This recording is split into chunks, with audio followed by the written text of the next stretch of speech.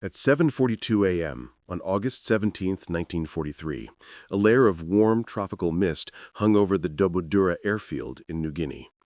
Beneath the left wing of a silver P-38 Lightning, Technical Sergeant James McKenna crouched in silence, his hands still black with grease.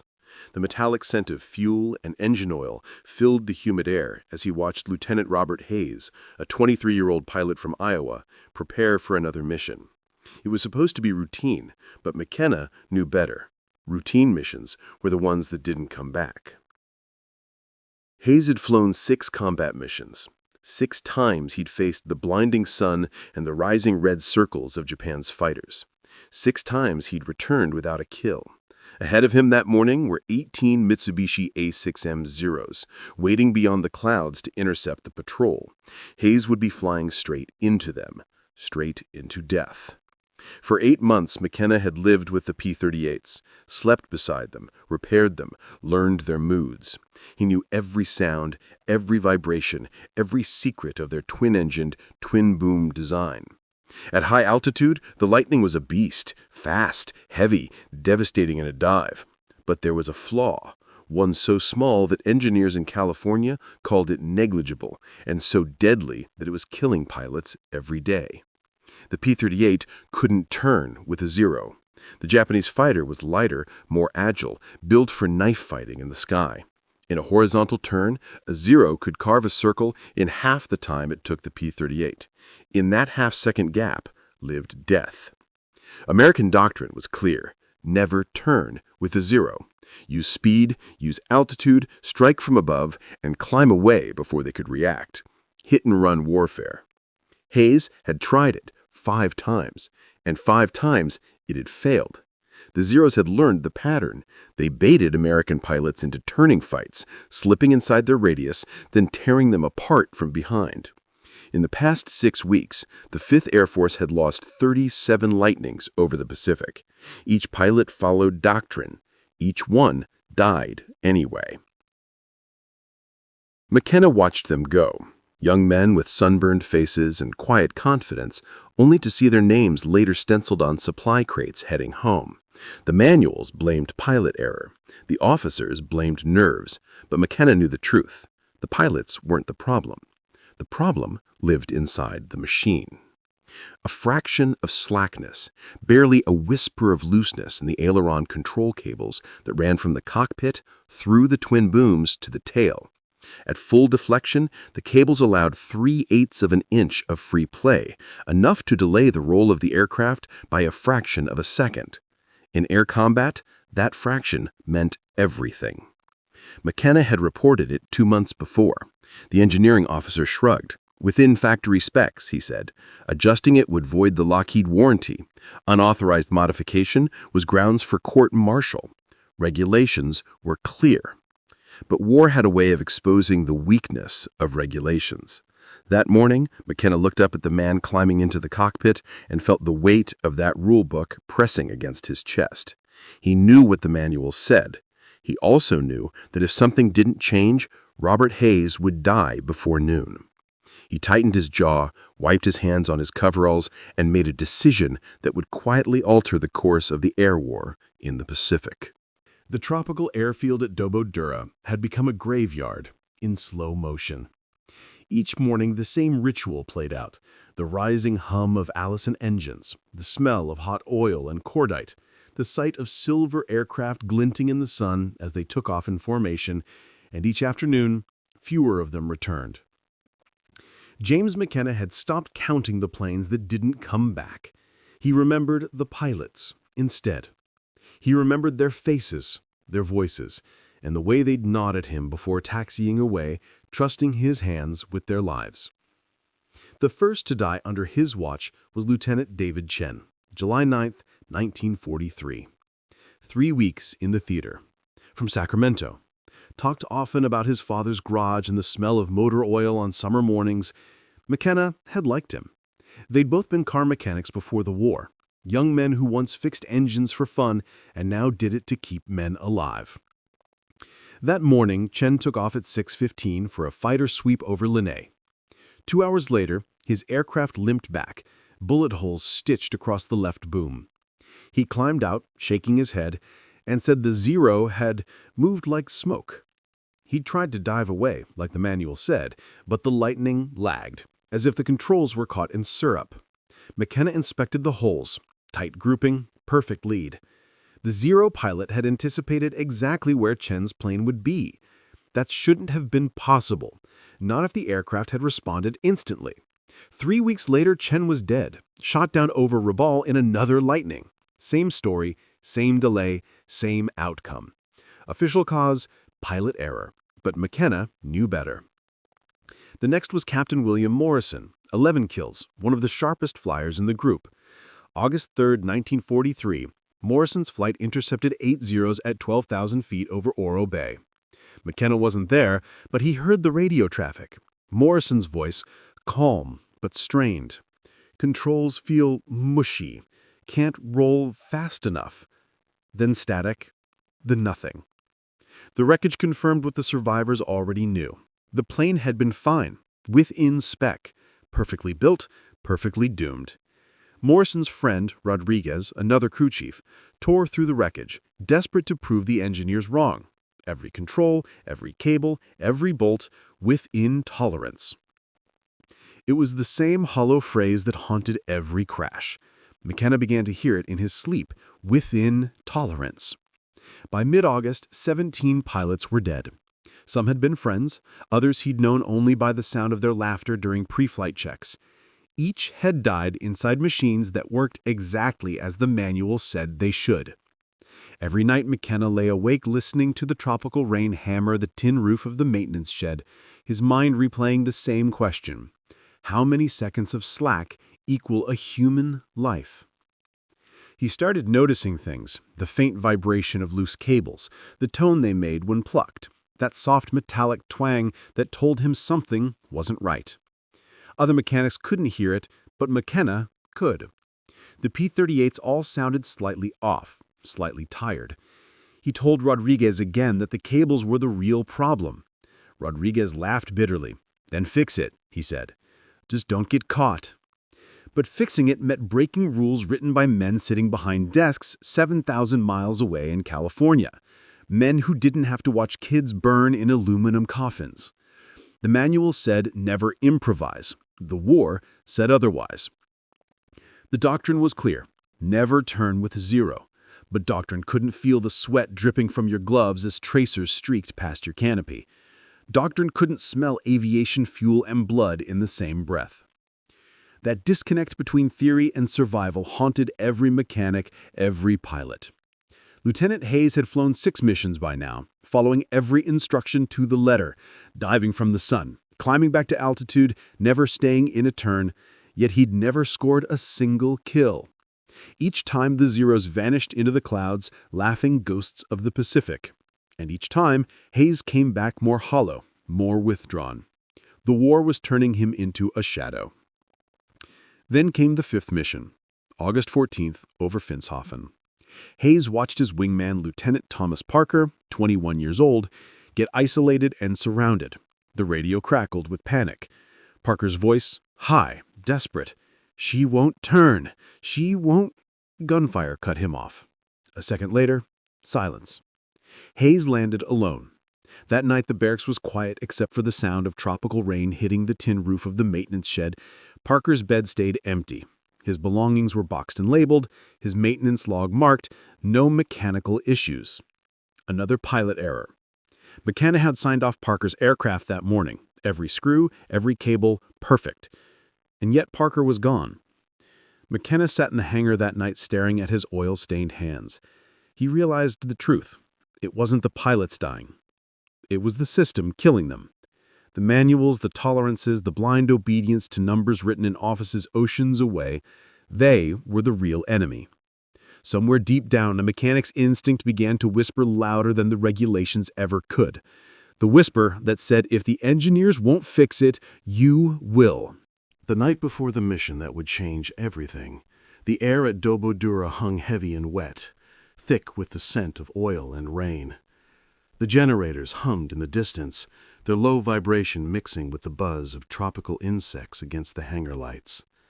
It was late, close to midnight, and Technical Sergeant James McKenna was still working alone. Every mechanic else had gone to sleep, but McKenna couldn't.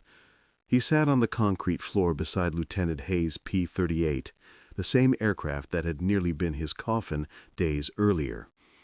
The left boom panel was open, its guts of cables and pulleys gleaming under the yellow bulb. McKenna reached inside and felt the control line, cold metal, slick with oil. He pulled. The cable moved before the resistance caught, maybe 3/8 of an inch of play. That's slack again. It wasn't much, but he knew it was there. And that small distance, he thought, was what stood between life and death. His mind drifted to the faces of the dead, Chen, Morrison, Parker, and to the smell of bird metal and jungle smoke that always came after the reports of their deaths. Each had followed orders. Each had trusted a machine that couldn't quite listen fast enough. And here, in this humid silence, McKenna decided that obedience was overrated. He took out his small canvas tool bag, worn at the seams, and dug until he found a piece of piano wire he had salvaged weeks ago from a wrecked Lightning. 6 inches long, high tensile, stiff as truth. He had kept it without knowing why. Now he did. He placed the wire on the floor and stared at it for a long time. Then he pulled a pair of pliers from his pocket and began to bend. The metal resisted, groaning as it curved. Sweat dripped from his forehead. Twice the wire slipped and sliced his thumb. He hissed, wiped the blood on his coveralls, and kept going. Finally, after 8 long minutes, the wire was shaped like a crooked Z, a makeshift tensioner that would pull the control cable tight and erase the deadly slack. It was simple, too simple, but it could work. The hangar was suffocatingly quiet. Somewhere outside, thunder rumbled over the jungle. McKenna's hands trembled as he unpinned the aileron cable. The space inside the boom was cramped. He could barely fit his arm through. Holding the flashlight in his teeth, he fought with the fittings, his shoulder scraping the aluminum frame until blood mixed with sweat. The flashlight beam quivered as he worked, shadows dancing over the metal bones of the plane. He dropped the clevis pin once, cursed softly, and spent 5 full minutes groping in the dark to find it. Every sound, the scrape of metal, the clink of tools, felt dangerously loud, as if the entire Pacific War might hear him breaking the rules. If the engineering officer found him, it wouldn't just be a reprimand. It would be a court-martial. Unauthorized modification of flight controls was a federal crime. He could lose everything: rank, career, freedom. But none of that mattered compared to the image that haunted him. Robert Hayes, 23, sitting in that cockpit, flying straight into a wall of zeros he couldn't outturn. He thought of Hayes' face earlier that evening, when the young pilot had found him at the hangar and asked in a low, tired voice, "Isn't there anything you can do to make her roll faster?" He had seen the fear in the boy's eyes, fear disguised as courage. McKenna had told him to come back in the morning. Now, here in the dark, he was keeping that promise. At 1:15 a.m., he pushed the Z-shaped wire into place, threading it between the cable and the pulley. The fit was perfect, tight, almost too tight. He forced the pin back in, locked it, and pulled the cable again. No slack. The control surface moved instantly, crisp, alive. McKenna exhaled for the first time in an hour. He replaced the inspection panel, wiped his hands, and sat back on the floor. For a moment he just listened, the faint drip of water from the hangar roof, the distant rumble of engines, the hum of life continuing despite war. Then the fear hit him, the realization of what he had done. He just altered a warplane without authorization. If that modification failed in flight, Hayes would die and McKenna would be the man who killed him. His heart pounded as he stepped outside into the tropical night. The air was dense and still, the jungle a black wall beyond the runway. Somewhere far away, Japanese bombers droned across the sea.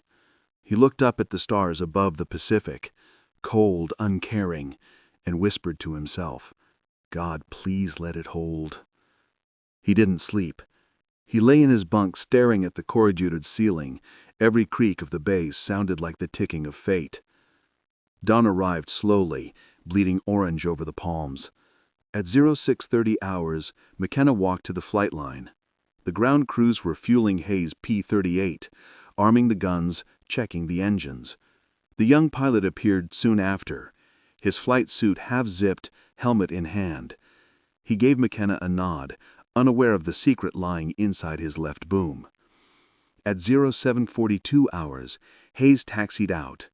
The roar of twin Allison engines filled the field. McKenna stood motionless, his chest tight, watching as the lightning lifted into the bright New Guinea sky and banked northwest toward enemy airspace. He kept watching long after the silver shape vanished behind the clouds. And then there was nothing left to do but wait, for either vindication or disaster. The jungle was quiet that morning, save for the distant hum of engines fading into the horizon. The squadron of P-38s shimmered like a formation of silver arrows, climbing through the mist toward the rising sun. On the ground, McKenna remained frozen beside the runway, unable to tear his eyes from the sky. Sweat trickled down his neck, even though the morning air was cool. Somewhere up there, Lieutenant Robert Hayes was about to test the wire that could either save him or kill him instantly. At 8:14 hours, radio operators confirmed contact. Hayes's flight, 4 P-38s, had intercepted a formation of 9 zeros over the Huon Gulf. The engagement began as a textbook ambush. The Americans had the sun behind them, perfect altitude, the advantage of surprise. Hayes flew number 3 position, tucked slightly behind his element leader. When the call came to attack, the 4 Lightnings rolled into a steep dive. From the cockpit, Hayes saw the ocean turn from blue to white foam as he gained speed. The wind screamed through the twin booms. His altimeter spun like a wheel. Ahead, the Japanese fighters scattered, sunlight flashing across their wings. Hayes chose his target, a 0 near the rear of the formation, and locked in. His thumb tightened on the trigger. The P-38 shook violently as the guns roared. 4 50-caliber machine guns and 1 20mm cannon spitting fury into the morning sky. Tracers reached out glowing threads of death. A few hit, sparking along the Zero's wing, but it wasn't enough. The Japanese pilot rolled sharply right and dove. Hayes followed. That was the moment it should have ended. Doctrine said never to chase a Zero through a turn. Every muscle memory screamed that it was suicide. But Hayes didn't think, he felt. He rolled into the dive, and that's when he sensed it. The control stick moved, and the plane answered instantly. No hesitation, no lag. The Lightning snapped into the turn like a living thing. The response was so sharp that Hayes almost overcorrected. The P-38 felt weightless, like a predator unleashed. He yanked the nose through the horizon. The Zero filled his gun sight again. Hayes squeezed the trigger. The burst lasted only 3 seconds, but it was enough.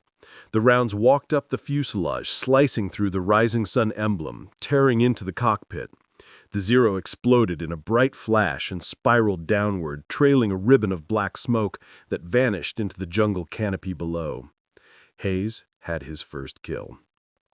But there was no time to celebrate.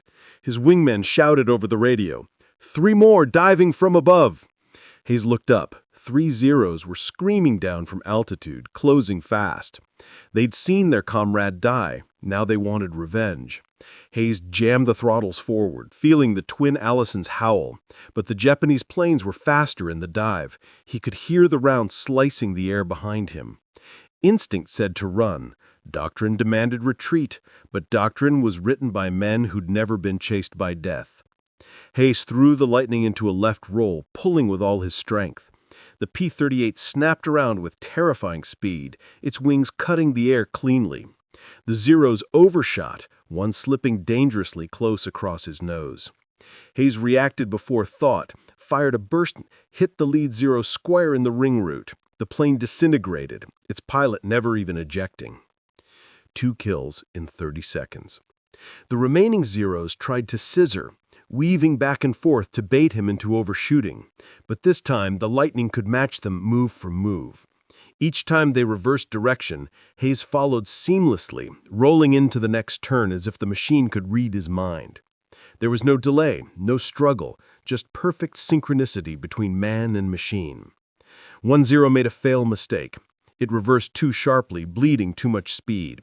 Hayes dove into its blind spot, closed the distance to less than 200 feet, and fired. The tracers tore through the fuselage. The aircraft erupted, scattering fragments through the air. Pieces of the Zero struck Hayes's right boom with a metallic clatter. He felt the vibration in his bones. Then silence. The last Zero fled, smoke trailing behind. Hayes didn't chase. His ammunition was almost gone and his fuel gauge trembled near red. He climbed back to altitude, joined what was left of his formation, and turned for home. The entire fight had lasted 17 minutes. When his P-38 touched down at 09:03 hours, McKenna was already there. He stood rigid as the Lightning rolled to a stop, engines sputtering, propellers winding down. The smell of burned gunpowder drifted from the nose. Hayes opened the canopy and climbed out. His flight suit was drenched with sweat, his eyes wide, his hands trembling. He walked straight toward McKenna. The mechanic said nothing. He didn't have to. Hayes looked him dead in the eyes and whispered, almost disbelieving, "It worked." McKenna felt his knees weaken. Relief hit him like a wave. He wanted to laugh, to shout, to confess what he had done, but he stayed silent. All he managed was a nod.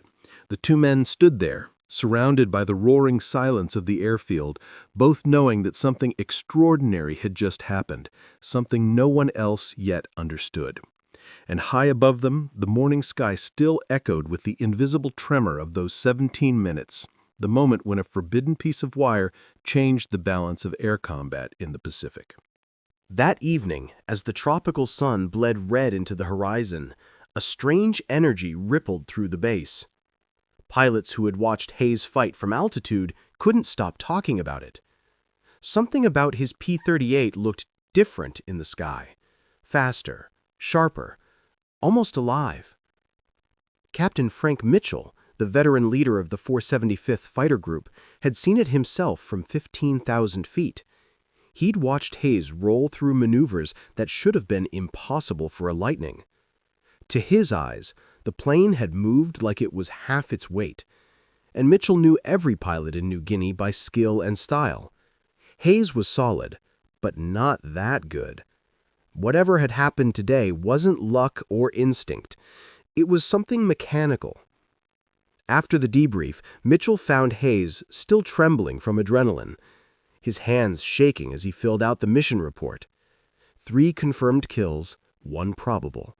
Hayes could barely explain it. "It just responded," he said, eyes distant, like the airplane finally woke up. When Mitchell asked if maintenance had done anything to his aircraft, Hayes hesitated, then said, "You should talk to McKenna." 2 hours later, Mitchell found Technical Sergeant McKenna in the maintenance area, sleeves rolled up, wiping grease off his hands. The hangar lights flickered against his oil-stained coveralls. McKenna didn't look like someone who had changed the tide of war, just another tired mechanic trying to keep the machines alive one more day. Mitchell didn't waste time. "What did you do to Hayes's plane?" he asked.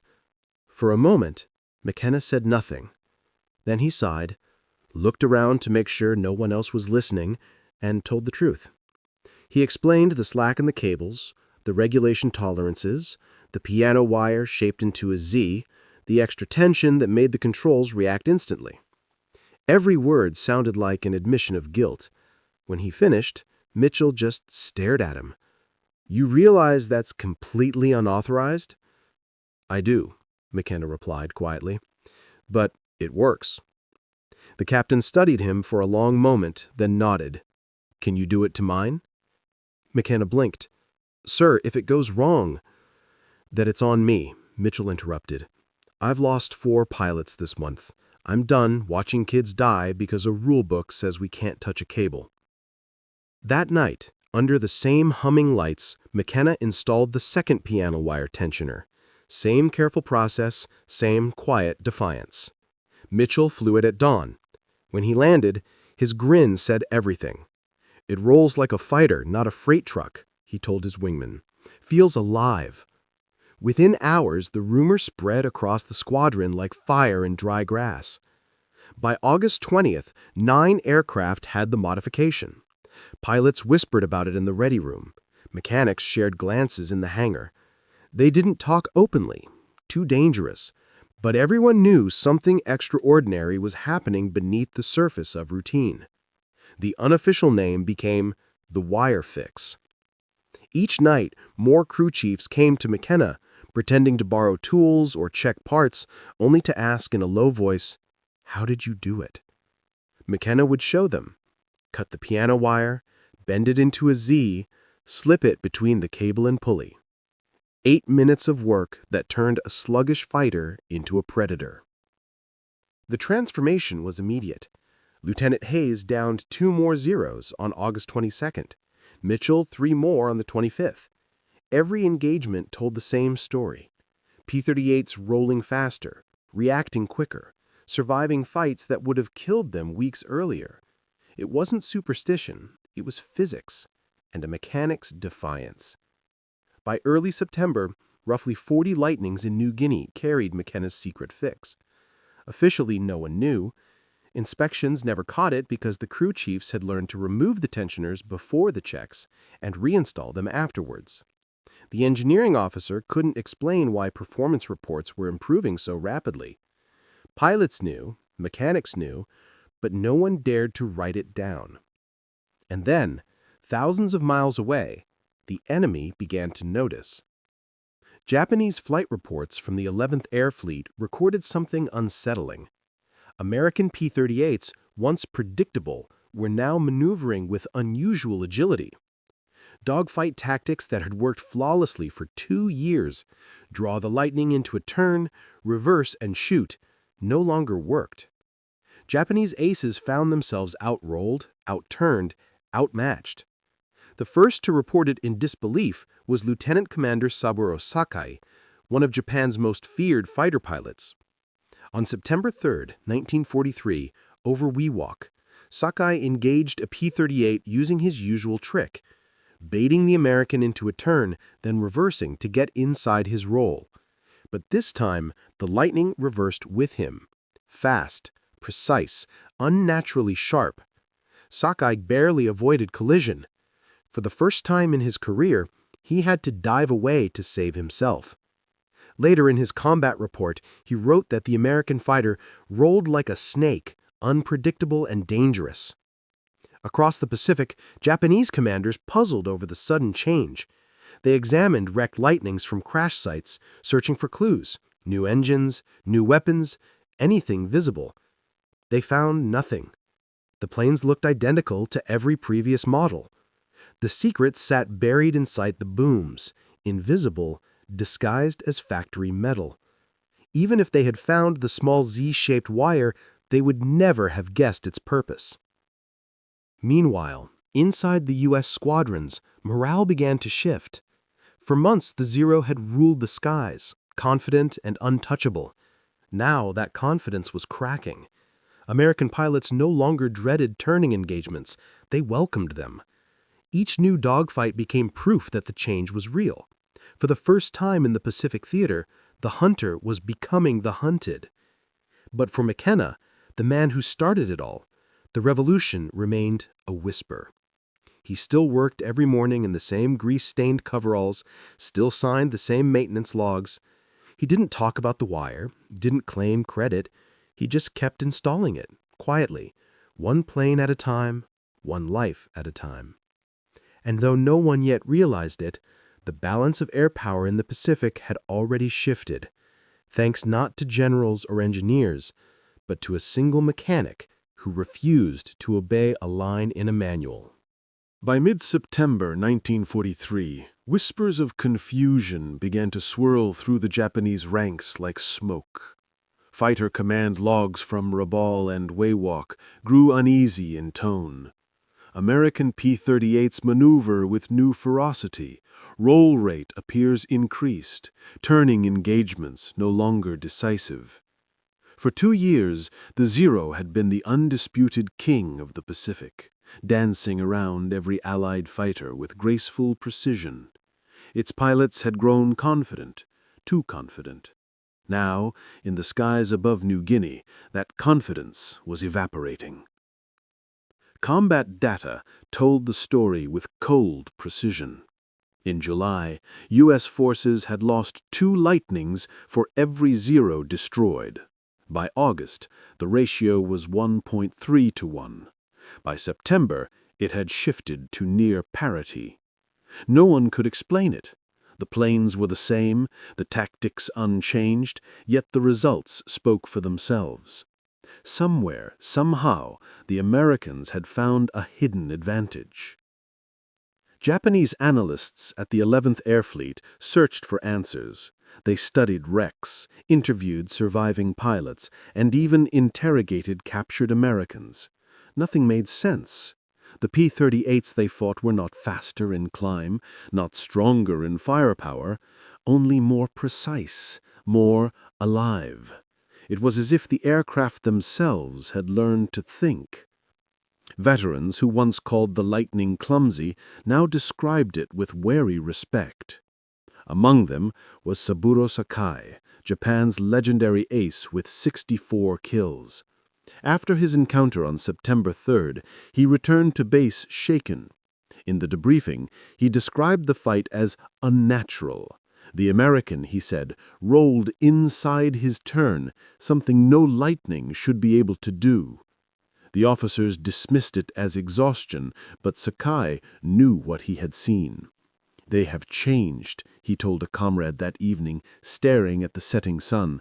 "The Americans have changed their machines." As more reports echoed his experience, unease spread. Japanese pilots, once fearless, began hesitating before engaging Lightnings. The reversal was psychological as much as tactical. For the first time since Pearl Harbor, the hunters were afraid of becoming prey. In contrast, life at WWII Airfield carried on with quiet defiance. Mechanics moved through the hangars at night, slipping small coils of piano wire into toolboxes, whispering instructions to each other under their breath. No one wrote anything down. No memos, no reports, no diagrams, just word of mouth passed from crew chief to crew chief like a secret prayer. The rule was simple: cut, bend, install, and never tell. By early October, over 40 P-38s in New Guinea carried the modification. Inspections couldn't find it. Crew chiefs had learned to remove the wire before official checks and reinstall it afterward. Pilots joked that the aircraft felt haunted, that some invisible spirit had taken residence in their control systems. But to the men who had fought for months under the shadow of the Zero, that ghost was salvation. The transformation rippled through the air war. Missions that once ended in losses now ended in victories. Dogfights that had been desperate struggles became swift executions. In September alone, the Japanese lost 38 fighters to P-38s while shooting down only 22. For the first time in the Pacific Campaign, the Lightning held the advantage. The Japanese tried to adapt. Some squadrons switched to hit-and-run tactics, mimicking the very doctrine the Americans had used against them.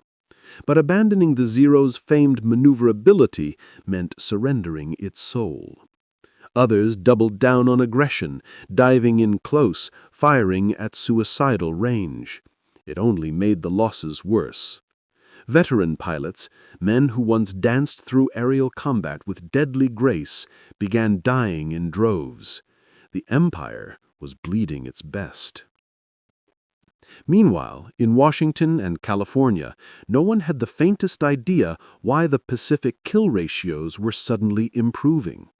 Reports reached the desks of Army Air Force Engineering Command, filled with phrases like unexplained performance consistency and minor control variance.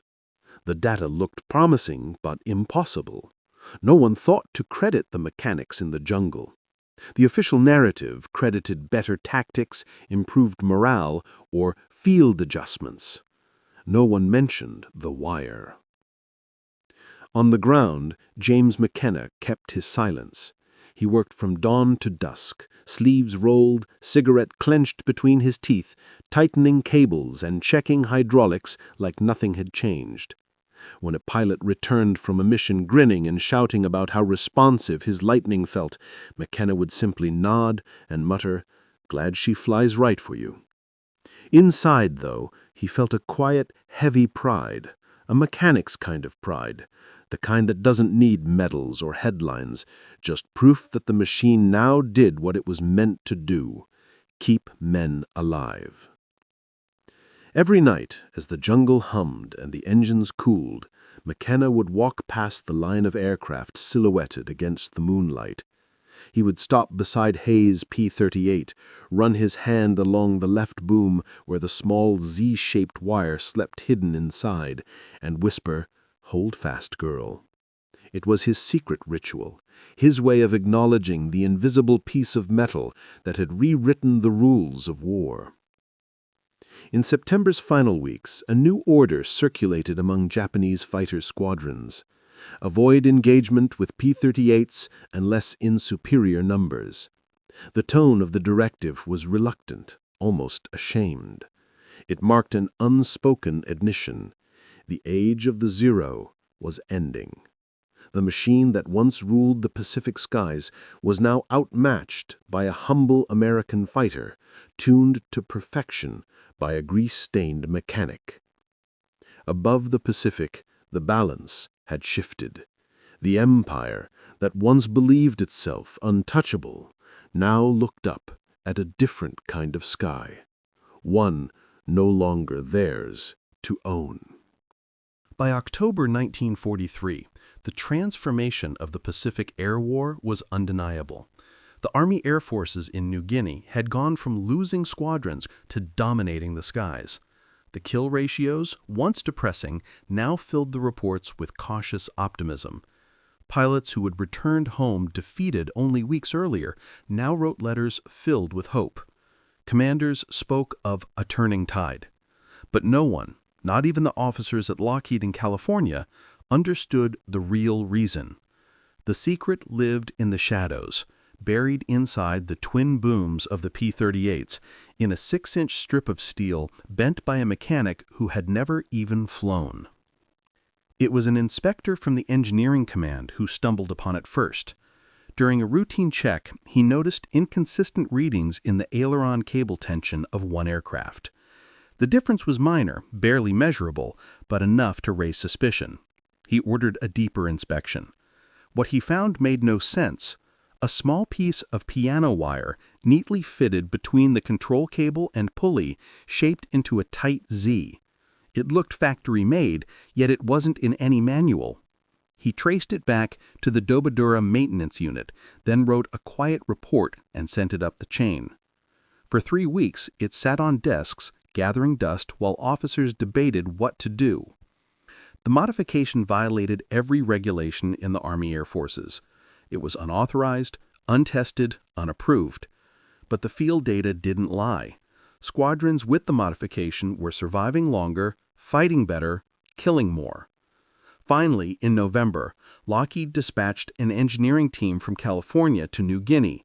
They arrived expecting to find chaos, field improvisations, safety hazards, perhaps even sabotage. What they found instead was elegant simplicity.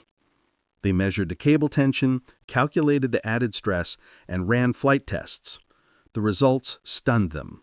The modification eliminated slack without increasing stress beyond tolerance. It didn't just work, it was brilliant. In the official report, the Lockheed engineers described it as a field-originated control enhancement. But they never named the originator. Regulations and pride wouldn't allow it. In corporate language, credit went to Lockheed Engineering Analysis.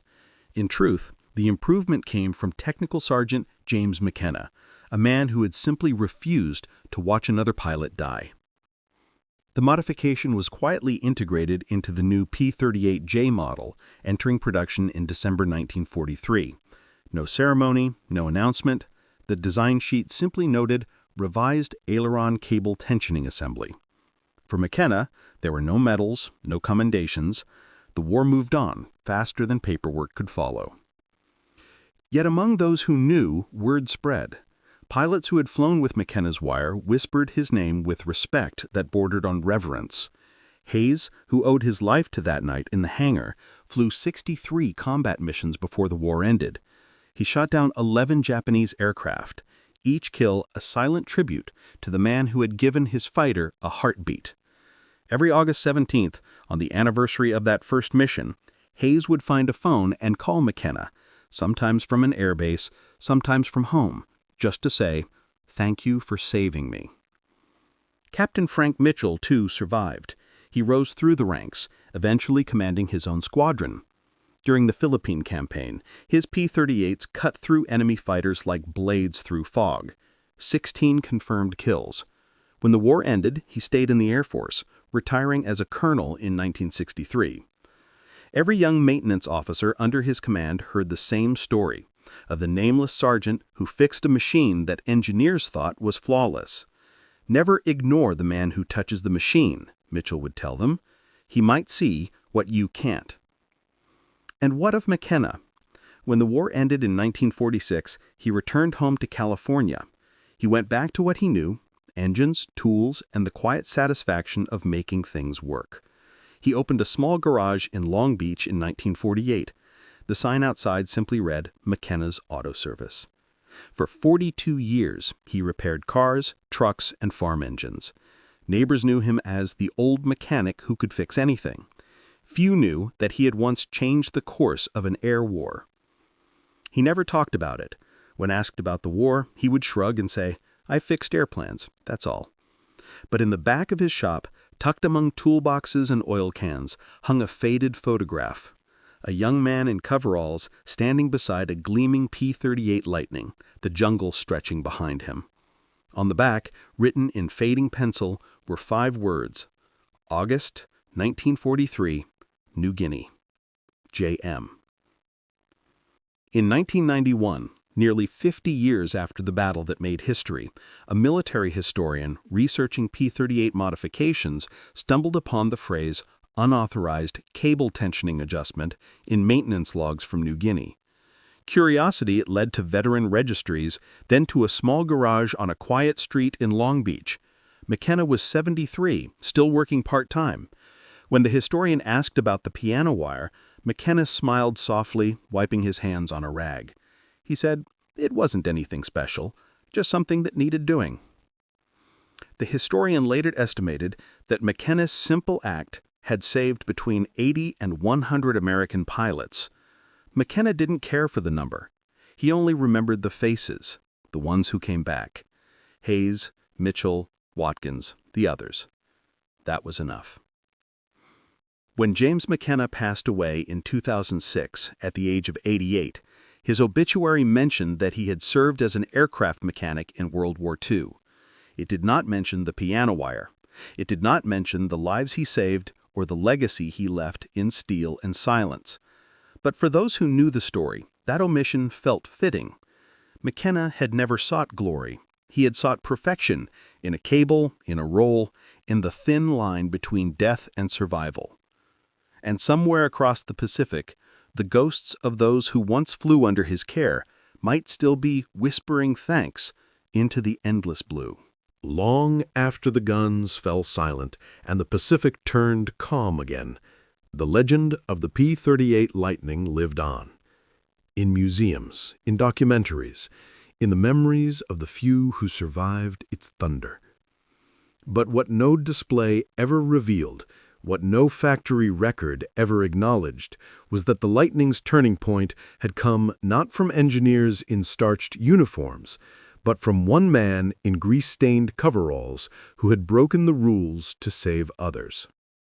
In the post-war years, historians and enthusiasts would write endlessly about the brilliance of Lockheed's design, the twin booms, the power of its Allison engines, the way it could climb like no other Allied fighter. They wrote about the ace pilots, the killers, the tacticians, the heroes who wore flight jackets and medals. But the name James McKenna rarely appeared. When it did, it was buried in the footnotes, a technical reference without emotion.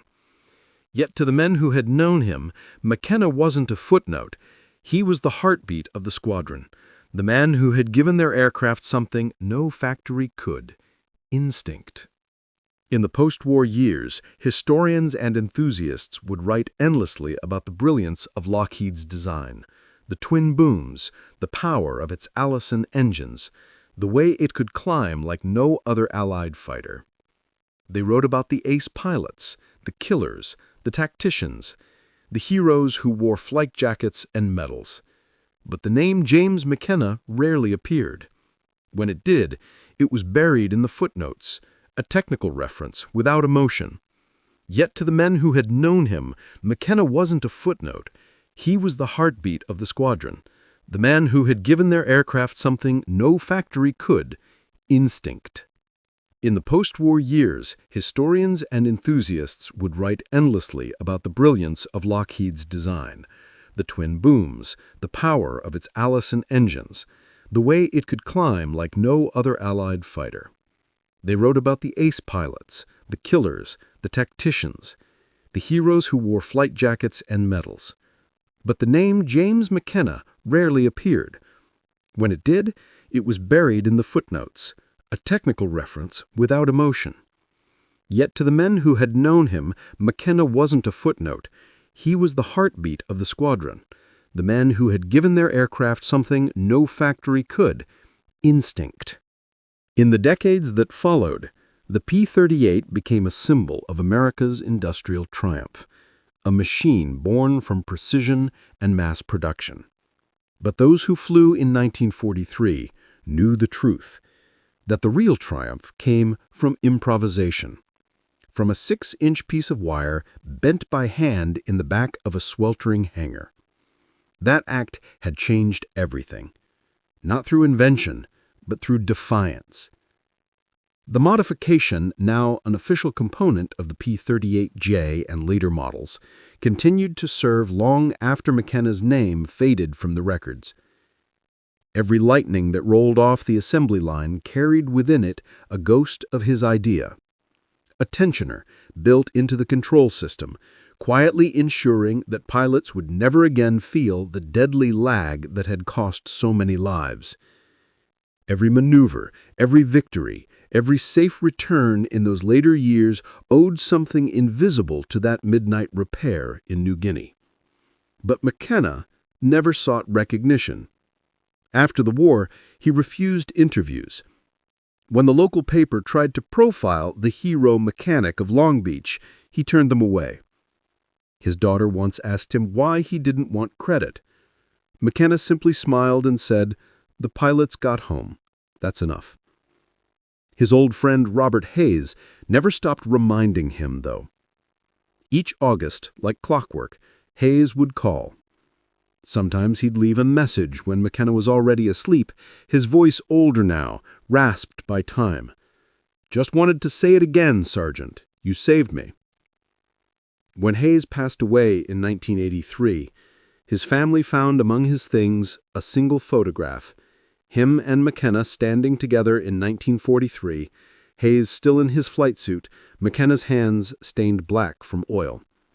On the back, Hayes had written, "He fixed my plane, he fixed my fate." In 1991, when that historian rediscovered the logs, he wrote an article titled "The Wire That Changed the War." It was published in a small aviation journal, read by only a handful of enthusiasts. But among them were veterans who recognized the story instantly. Letters began arriving at McKenna's garage from all over the country. Pilots, crewmen, even widows of those who had flown P-38s. One read, "My husband came home from New Guinea in '44. He told me the plane felt different that year. Maybe he was flying one of yours." McKenna replied to every letter with the same humble line, "It wasn't mine. It was everyone's." He worked until his hands could no longer grip a wrench. When he finally sold the garage, he left behind few possessions. But on the wall of the small office, behind layers of dust and yellowed newspaper clippings, hung that same faded photo of him beside the lightning. The new owner never took it down. It stayed there, a silent witness to a story that the world had almost forgotten. Even today, deep within the archives of Lockheed Martin, the engineering drawings of the late-war P-38s still list that revised aileron system coded simply as Field Improvement 1943.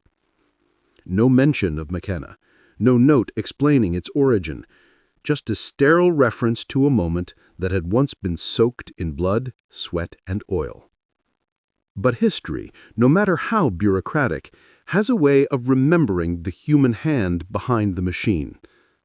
Veterans who visited the Pacific View Memorial Park in California sometimes left small tokens on McKenna's grave, a piece of wire, a worn mechanic's glove, or a single bullet casing polished to a shine.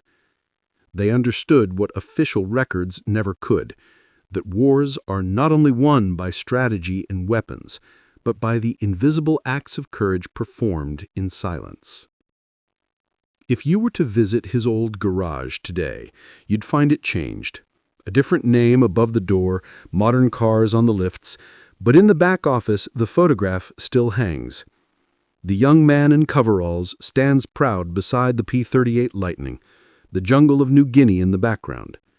The caption, faded but still legible, reads, August 1943. That image captures something the history books never will. The moment when one man, faced with rules that condemned others to die, decided that compassion mattered more than permission. The world never built statues for men like James McKenna. There were no parades, no medals pinned to his chest. But every time a pilot rolled his aircraft into a perfect turn, every time a fighter responded instantly to a pilot's command, McKenna's defiance lived on. He had given the P-38 its soul. And in that act, a single mechanic's refusal to accept within specification as good enough, he had proven a deeper truth about war and humanity, that the greatest innovations are not born in laboratories or boardrooms, but in the hearts of those who can't bear to lose one more friend. The sky over New Guinea has long since gone quiet. The jungle has swallowed the airfields. The rusted skeletons of old lightnings lie hidden beneath vines and soil.